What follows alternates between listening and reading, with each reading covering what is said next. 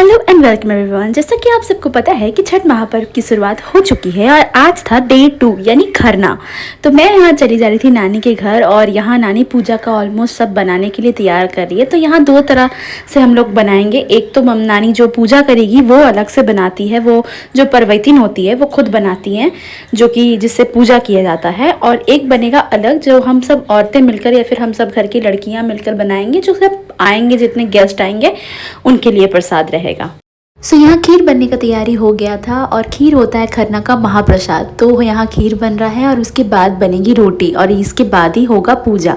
यहाँ खीर भी ऑलमोस्ट बन गया था और रोटी भी नानी बना रही थी यहाँ पे। यहाँ पूजा का सब कुछ बन के तैयार हो गया था, खीर और रोटी। और इसके बाद नानी पूजा का सब तैयारी कर रही है क्योंकि इसके बाद ही वो पूजा में बैठेंगी। छठ हम सब बिहारियों के लिए बहुत बड़ा इमोशन है क्योंकि ये पूरा हिंदू और पूरा सनातन धर्म का सबसे कठिन पर्व होता है, जहाँ माँ अपने बच्चों के लिए, अपने सुहाग के लिए, अपने घर परिवार के लिए 3 दिन का कठिन व्रत करती है, जो कि बस सुनने में आसान लगता है बट जो करता है उसी को पता है कि ये कितना ज़्यादा टफ है। खरने में बेसिकली होता है कि जो परवैतिन होती है वो सारा दिन उपास रहती है, कुछ नहीं खाती है। उसके बाद अपने हाथों से ही भगवान जी के लिए अपना भोग बनाती है, उन्हें प्रसाद चढ़ाती है और वही प्रसाद को ग्रहण करती है।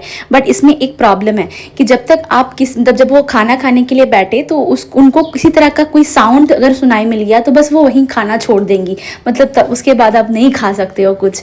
तो मतलब समझ लो सारा दिन एक फास्ट रह गया और उसके बाद अगर आपको कोई आवाज़ आ गया कान में तो आप जो खाने बैठे हो वो भी आपको छोड़ देना पड़ेगा। इसीलिए ही कहा जाता है कि हिंदू धर्म में, सनातन धर्म में सबसे कठिन पर्व। ये बेसिकली परवैतिन का लास्ट मील होगा ना। तो इसके बाद डे 3 में वो कुछ खा पी सकती है और आप जाके सीधा डे 4 में सुबह के अर्घ के बाद ही वो कुछ खा या पी पाएंगी। हम यहाँ नीचे आकर बाकी काम करने लगे। छठ का काम करने का सौभाग्य तो सबको प्राप्त होता नहीं है, तो जिसे मिलता है वो बस हाथ बटाने में लग जाते हैं क्योंकि ये काम मिलना ही अपने आप में बहुत पुण्य का बात होता है।